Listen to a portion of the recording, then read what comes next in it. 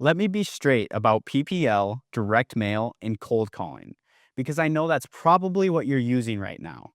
And don't get me wrong, those methods work, but let's look at what they actually cost you. With PPL, you're paying for a list of people who didn't ask to be called. And you're competing against every other investor who bought from that same provider. And here's something most people don't think about.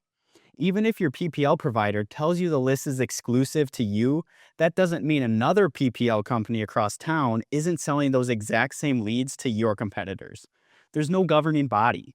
Exclusive means exclusive to that one provider's list. It says nothing about what every other data company is doing with the same records. So you're calling people who didn't ask to hear from you, grinding through hundreds of uninterested contacts, competing against investors you don't even know about, and the moment you stop paying, you have nothing. No asset, no infrastructure, just a receipt.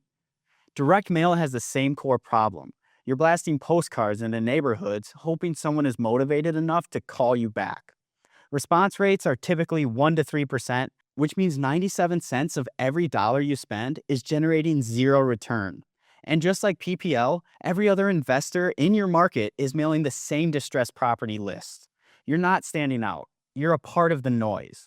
The second you stop mailing, the pipeline dries up completely. Again, no asset, no equity, nothing left behind. Cold calling is the most expensive of all three, not just financially, but in time. You or someone on your team is manually dialing through lists of people who have no idea who you are, no context for why you're calling, and in most cases, no motivation to sell. The conversion rates are brutal. The rejection is constant.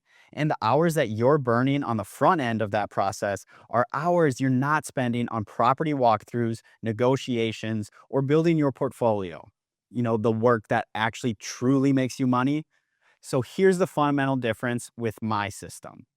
A motivated seller watches your content. They learn who you are, how you operate, and why you're different before they ever fill out a form.